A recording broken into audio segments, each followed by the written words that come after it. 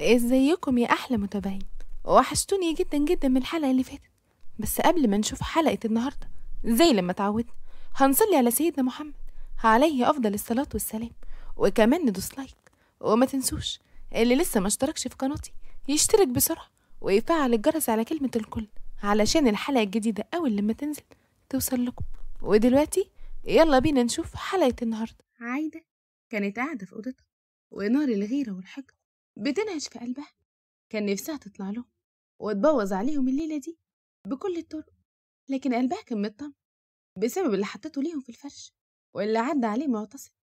ما انتبهتش لجوزها، هي اللي دخل عليها وهو بيقول: ربنا يستر، يا ترى قاعدة كده وبتفكري في مصيبة لمين؟ رفعت واحد من حواجبها وهي بتقول: ليه؟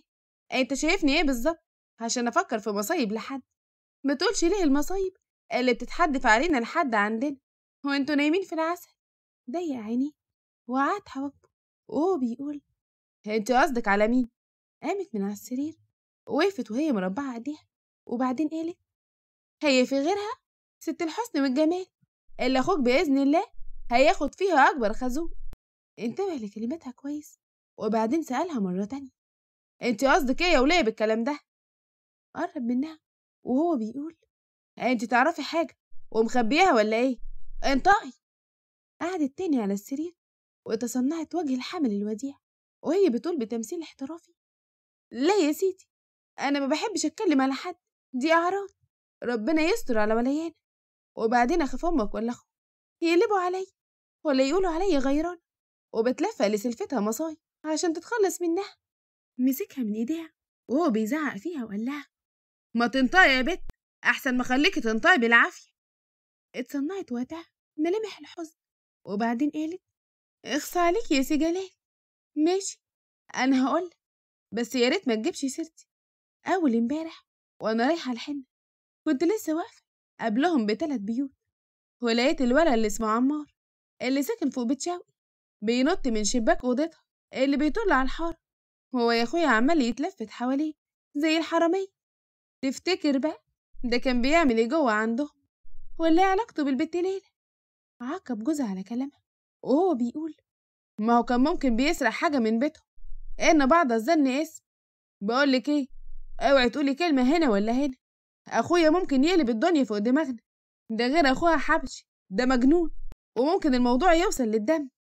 شاورت على بقها بكل براءة وقالت: هو انا مالي يا اخويا، انا ماليش دعوة، انا هكتم بقي اهو. وحطت ايديها على بقها كدلالة يعني انها مش هتتكلم. اما بقى فوق عند معتصم وليلى كانت قاعدة في الأوضة وهي بتشيل الطرحة البيضة، اما هو كان قاعد بره وفتح زراير القميص وبينفخ دخان السيجارة بشراهة، لأن كل اللي في دماغه اللي قالته الأفعى اللي اسمها عايدة وكلامها المسموم على مراته. برضه ما كانش حاجة هينة، هي ترى فعلا مراته على علاقة براجل تاني. قام وراح علشان يتأكد، فتح الباب ولقاها بتغير هدومها، وهنا أخد نفسه أول لما بص عليها. هي أجمل بكتير من كل مرة كان بيشوفها. قرب منها من غير إرادة وهو بيقول لها: ممكن أساعدك؟ بصت قدامها في المراية وهي بتهز راسها بالموافقة من غير ما يتكلم، وفعلا ساعدها وفتح لها سوستة الفستان وعينيه بتتعمل ملامحها في صورتها في المراية. وأول لما خلص حط ايديه على كتفها، لكن هي وقتها زحت ايديه وقالت: معتصم، لو سمحت، لو سمحت يا معتصم. فضلت تكررها علشان يبعد عنها، لكن هو كان زي الوحش الجعان اللي وقعت في ايديه فريسة، لكن وقتها صرخت فيه علشان يبعد عنها: اوعى، ابعد عني. بعد عنها وهو بيبص لها بغضب وعصبية، لكن أول لما بص لها لقاها بتعيط. رجع وقتها لعقله بعد لما كان خلاص بيستسلم لوساوس الشيطان وبيتعامل معاها بأسلوب عنيف. قرب منها بحذر وهو مش عاوز يخوفها منه أكتر وقال لها: حقك عليا، أنا ما كنتش أقصد اللي عملته. بصت له بغضب والدموع محبوسة في عينيها: اطلع بره، اسمعيني بس هقولك. لكن وقتها دفعته في صدره ناحية الباب بكل قوتها وهي بتقول: أنا مش عاوز أسمع، اطلع بره بقولك. ورزعت الباب في وشه تحت نظراته المتعجبة وعينين اللي وسعت من الصدمة. وتاني يوم الصبح هدى كانت بتقول: قومي يا حبشي، خلينا نروح نصبح على أختك ونشتري لها شوية حاجات، خلينا نرفع راسها قدام نسايبها، بدل ما انت يا اخويا ما صدقت جوزتها وما جبتلهاش حتى خيط في إبرة. فتحي بعصبية وقال بصوته العالي: يا فتاح يا عليم على الصبح، ايه يا ولية، انت مش شايفاني نايم؟ بتصحيني ليه؟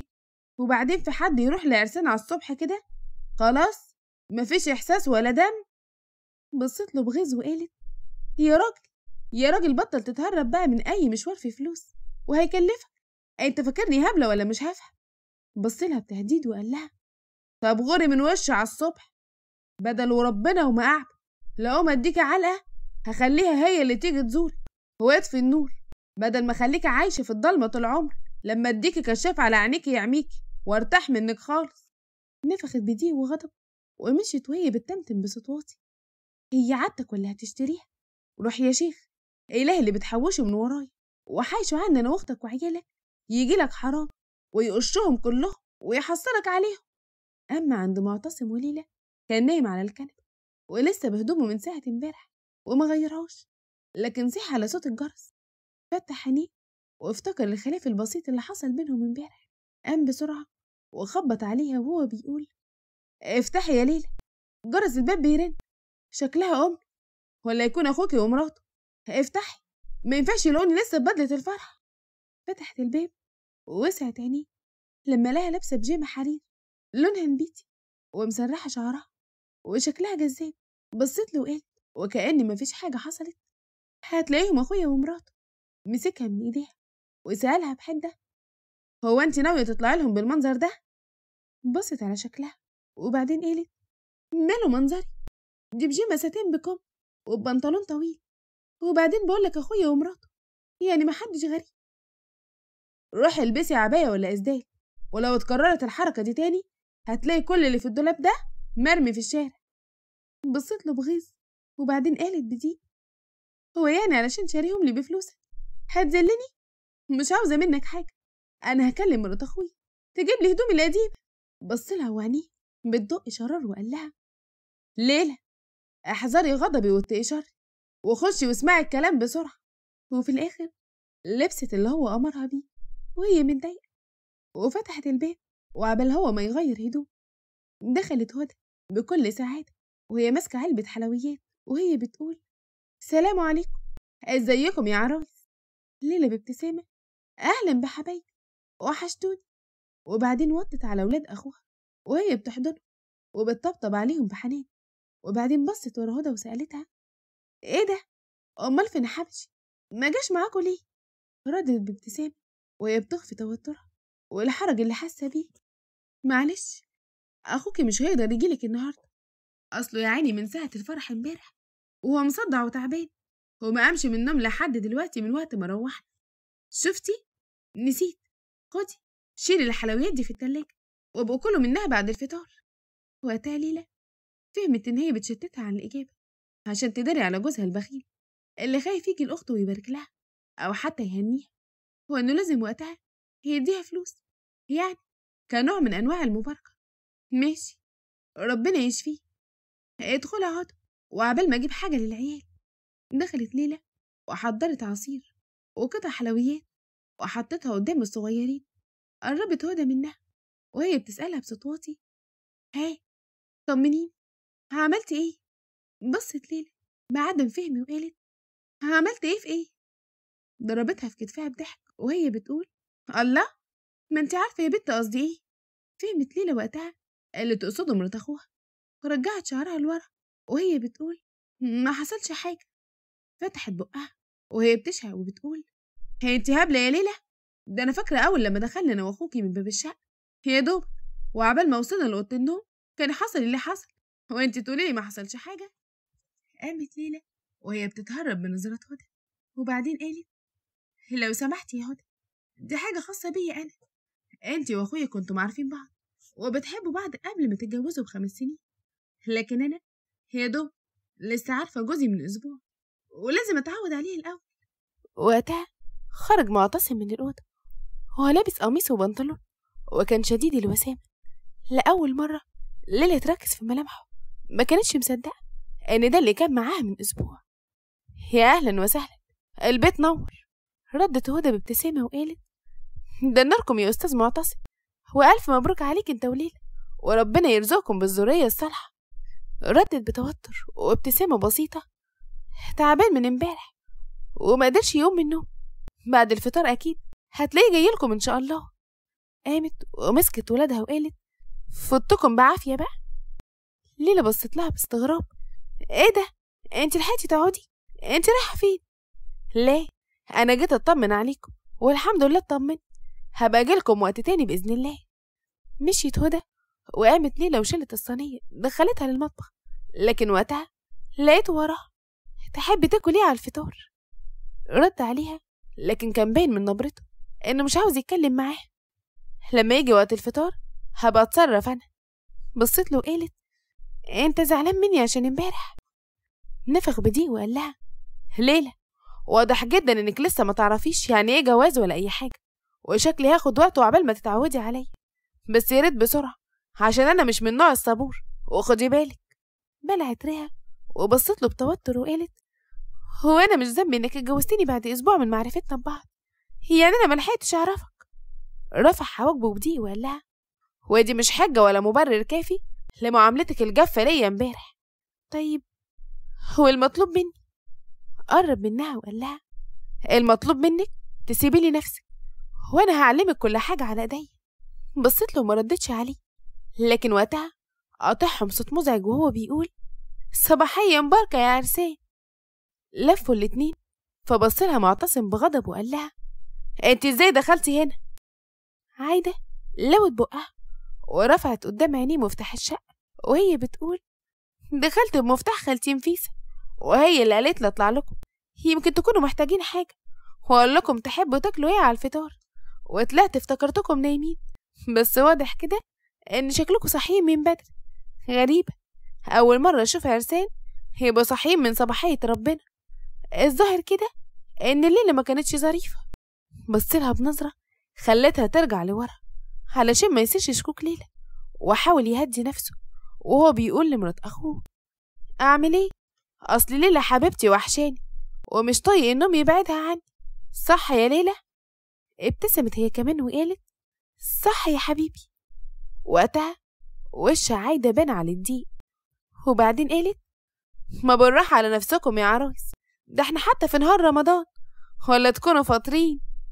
لاحظت ليلى نظرة الغيرة والحقد اللي باينة في عيون عايدة، لكن فسرت ده انها غيرة سلايف مش اكتر من كده، لكن ما تعرفش ان ما خفية كان اعظم.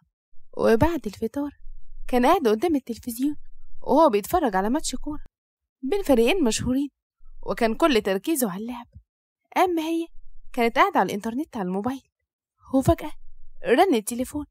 شقت وقتها اول لما شافت مين اللي بيتصل، وبسرعة عملت التليفون على وضع الصمت بعد لما قفل الاتصال، لكن وقتها بعت لها رسالة وهو بيقول: ردي عليا احسن لك، بدل ما اقابل المحروس جوزي واحكي له على اللي بينا واسمعه تسجيلات مكالمتنا. وسعت عينيها والخوف ضرب قلبها، قامت بسرعة علشان تشوف معتصم بيعمل ايه، واول لما شافته عمال يهلل وهو بيشجع الفريق بتاعه، رجعت تاني للأوضة وقررت ترد على الاتصال بسبب خوفها ان البني ادم ده ينفذ تهديده وتنزل على راسها المصايب. الو، عاوز مني ايه يا عمار؟ انا عاوزك تنفذي اتفاقنا. ردت من بين سنانها: اتفاق يا ابو اتفاق، انت ايه ما عندكش دم ولا كرامه، ولا ما حرمتش من اخر مره لما اديتك على دماغك؟ ضحك بصوت عالي وقال: لا ما نسيتش، بس كل اللي اعرفه اننا متفقين مهما حصل هنكون لبعض. شهت وقتها وردت عليه بعصبيه: ده في احلامك، انا دلوقتي خلاص ست متجوزه وبحترم جوزي حتى لو مش بحبه، بس على الاقل دخل البيت من بابه مش بيدخل من الشبابيك زي الحراميه. هو بص بقى، لو ما بعدتش عني ولميت نفسك انا هخلي جوزي واخويا يقطعوك حتت. وقفلت التليفون بسرعه وقلبها كان بيدق جامد من كتر الخوف، لكن فجاه سمعت صوت فزعها من بره: جون، جبنا جون، ايوه بقى. خرجت ولقيته متحمس جدا. راحت وحضرت طبق من الحلويات وحطته قدامه على الترابيزة، وبعدين قعدت جنبه على الكرسي وهي بتبص على التلفزيون وبتقول: هما مين اللي بيلعبوا؟ رد عليها وعينيه ناحية التلفزيون: ده الأهلي والزمالك. سألته مرة تانية وهي بتقول: وانت بتشجع ايه؟ رد عليها وهو في كامل تركيزه في المباراة: الأهلي طبعا. وانتي؟ ابتسمت بمكر وبعدين قالت بفخر: الزمالك طبعا. وقتها مسك الريموت وضغط على كتم الصوت وهو بيبص لها وبيقول: قلتي بتحبي ايه؟ اترددت في الإجابة بعد ما شافت في عينيه نظرة رعبتها، وبعدين قالت بصوت واطي: قلت بحب الزمالك. فيها ايه يعني؟ قام وهو بيقرب منها خلاها تلزق في ظهر الكرسي من الخوف، وبعدين سند بإيديه على الكرسي وهو بيقول: بما إننا بنتعرف على بعض أحب أفهمك 3 ما بسامحش فيهم وممكن تطير في هرقان. بلعت ريها بصعوبة وسابته يكمل، ففعلا كمل وقال: الخيانة والكذب وتلاتهم الزمالك. فتحت بقها فكمل كلامه وقال: أيوة زي لما سمعتي كده، أنا أهلاوي، وتقدري تقولي كمان أهلاوي متعصب، وبكره الزمالك جدا، فلو مش عاوزة مشاكل ياريت ما تجيبيش الاسم ده على لساني، أحسن ليكي ولمصلحتك. كانت لسه هتضحك غصب عنها، لكن نظراته الجادة خلتها توقف الضحك فجأة وبلعت ريقها. أنقذها وقتها من الموقف رنت جرس البيت، فاتكلم وقال لها: ادخلي جوه والبسي حاجة عشان شكلهم أمي وأخويا. قامت ودخلت بسرعة عشان تغير هدومها. أما بره دخلت نفيسة وهي بتقول: اللهم صل على النبي، اللهم بارك، ألف مبروك يا حبيب أمك، أمال فين عروستك؟ شاور لها تقعد وهو بيقول: اتفضلي يا أمي، هي بتلبس حاجة وجاي. سلم عليه أخوه وهو بيقول: مبروك يا عريسنا. الله يبارك فيك يا جلال. قرب منه وهو بيهمسله وقال: هاي عملت ايه يا بطل؟ رفعت راسنا ولا ايه؟ سكت وهو مش عارف يرد يقول ايه. يا ابني حرام عليك، مكان على ايدك، انا بقالي يومين ما نمتش وهي كمان، فمش معقول يعني كله ورا بعض، احنا مش هنطير من بعض. افتكر جلال وقتها كلام مراته واللي حكيت له عليه، لوى شفايفه على جنب وبعدين بص لاخوه وقال له: يبقى شد حيلك بقى. اكتفى بابتسامة بسيطة وبص الليلة اللي لسه خارجة من الأوضة، وكالعادة جمالها مغطي أي حاجة وخصوصا ببشرتها الوردية. ازيك يا طنط؟ قالتها وهي بتمد ايديها لوالدة جوزها، فبصت نفيسة وقالت: طنط ايه يا سنيورة؟ اسمها ماما يا عينيا، ولا اخوكي ومراته معلموكيش ان ام جوزك يتقال لها يا ماما؟ بصت ليلى المعتصم يمكن ياخد موقف، لكن هو ما اتكلمش، فوقتها ردت هي وقالت: انا اخويا علمني ان كلمة ماما ما تتقالش غير لامي، امي اللي ولدتني وسهرت عليا الليالي، يعني مش اي حد يتقاله يا ماما. بص وقتها جلال وحس ان الموضوع صعب، وخاف لو والدته تقول حاجة يحصل بسببها مشكلة، فرد بسرعة وقال: اصل انا عايدة مراتي بتقول لها يا خالتي، بيقولي لها انت كمان يا خالتي. لو كان كده ماشي، ازيك يا خالتي؟ قامت نفيسة وهي بتقول: ماشي يا روح خالتك، تعالي معايا عشان عاوزاكي في حاجة. بصت ليلى المعتصم اللي هز راسه بمعنى انها تروح معاه، وفعلا راحت معاه ودخلوا الأوضة. وقتها نفيسة قالت لها بقوة وحزم: أنا طبعا مش هوصيك على ابني وأقولك خدي بالك منه، لأن لو حصل عكس كده مش هقولك أنا ممكن أعمل فيكي إيه. أنا ولادي اللي يزعلهم أكلوا بسناني، وخصوصا معتصم من صغره هو شقيان يا قلب أمه، وسافر واتغرب عشان يساعد أخوه في الجواز، وبنالنا البيت ده وعشان يعرف يتجوز ويعيشك في الخير اللي انت فيه ده كله. لحظة ليلى وقتها لهجت والدته لحد هو اللي فيها عداوة في نظرتها، فسألتها وقالت: أنا ممكن أفهم اللي حاسة إنك كرهاني ومش طيقاني وكأني خطفت منك ابنك؟ ردت عليها بحدية وقالت: أنا ولا بحبك ولا بكرهك، أنا بس بحذرك. أما بره كان جلال بيتكلم مع أخوه اللي كان خايف على ليلى من كلام والدته الحاد، وخصوصا لما أخدتها لجوه وتأكد وقتها إن أكيد في حاجة هتحصل. قام وساب جلال أخوه لوحده وراح علشان يشوف اللي حصل، وقبل لما يفتح الباب سمع ليلى وهي بتقول: طيب اسمعيني بقى زي لما سمعتك. لو حضرتك فاكرة طريقتك دي هتخوفني، هو جو الحموات ومرمونيب ده هيعمل معايا حاجة؟ أحب أقولك وفري مجهودك، لأنه مش هياكل معايا، وكل اللي ليكي عندي كل احترام وأدب. غير كده يبقى معلش، ابنك وحاجته وخيره عندك اهو. اصلا انا ما كنتش موافقه على الجوازه دي من الاول يا طنط. فتح معتصم الباب وبص ليهم وهو بيقول: في ايه؟ مالكم؟ صوتكم جايب للحاره ليه؟ وبسرعه لا والدته بتعيط بحرقه وهي بتقول: تعالى يا ابني، تعالى شوف مراتك اللي لسه بقول لها تاخد بالها منك، وبنصحها زي اي ام تاخد بالها من بيتها وجوزها. راحت مزعقه فيا وكأني قتلها قتيل. بص بغضب وقرب من والدته وهو بيطبطب عليها وقال: معلش يا أم، أكيد ليلى ما تقصدش حاجة، صح يا ليلى؟ وقتها كانت واقفة في حالة صدمة من تمثيل والدته المتقن، وعرفت وقتها إنها وقعت في بيت عقربة محدش يأمن من غدرها، واللي يأمن لها هتلدغه لا محال. أنا ما عملتلهاش حاجة، هي اللي عمالة تهددني وبتتكلم معايا بأسلوب مش كويس.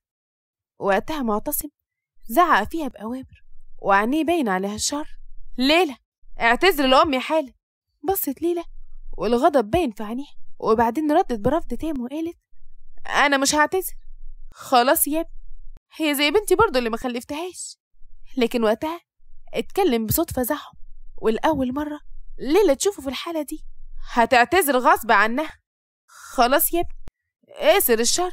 لكن وقتها وقف قدام والدته وقال لها: اسكت انت يا امي، انا عارف انا بعمل ايه. ليلى كانت لسه هتمشي من قدامه، وبعدين قالت: هو انا ما عملتش حاجه عشان اعتذر، ابقى اتاسف لها انت، هناذنك. مسك ايديها وبعدين وقفها. اتسحبت والدته قبل ما تحصل مشكله وسابت الاوضه، ومش بس الاوضه دي، سابت الشقه كلها بعد ما شاورت لابنها وقالت: يلا بينا يا ولا. سالها جلال بقلق وقال لها: هو في ايه ياما؟ شدته من ايده وقالت: هبقول لك تحت يا اخويا، يلا بقول لك. وفي اوضه معتصم وليلى اللي كانت واقفه قدامه وبتحاول تتظاهر بالقوه، لكن اللي جواها عكس كده. ممكن افهم ايه الاسلوب الزباله اللي سمعتك بتكلمي بيه امي قبل ما ادخل؟ وقتها اتكلمت بعصبيه وقالت: احترم نفسك وانت بتتكلم معايا. لكن قطع جملتها وهو بيحدف الكرسي من قدامه بقوه بدل ما يضربها او يعمل فيها حاجه يندم عليها. وما اكتفاش بكده وبس، لكن زعق زي الوحش وهو بيقول: طيب اطلعي بره. جريت من قدامه قبل ما يحصل حاجة أكتر من كده، ودخلت أوضة تانية وهي بتعيط، وعرفت وقتها إنها اتخلصت من ظلم وقسوة أخوها عشان تلاقي نفسها في مصير أكتر أسوأ بكتير. ولحد هنا خلصت حلقتنا، بس لسه للحكاية بقية. يا ترى ليلى هتعمل إيه في مصيرها اللي مستنيها، وفي الحياة اللي مش راضية تضحك لها أبدا، وفي عمار اللي بيهددها، وكمان في معتصم وفي والدته وعايدة اللي بيدبروا لها مصايب. لو عاوزين تعرفوا استنوني في الحلقة اللي جاية، هستنى تعليقاتكم الجميلة اللي دايما بتفرحني. واللي لسه ما اشتركش في قناتي يشترك بسرعة ويفعل الجرس على كلمة الكل علشان كل حلقة جديدة انزلها توصل لكم. ولو عجبتكم حلقة النهاردة ما تنسوش تدوسوا لايك. بحبكم جدا، واستنوني في حلقة جاية جديدة.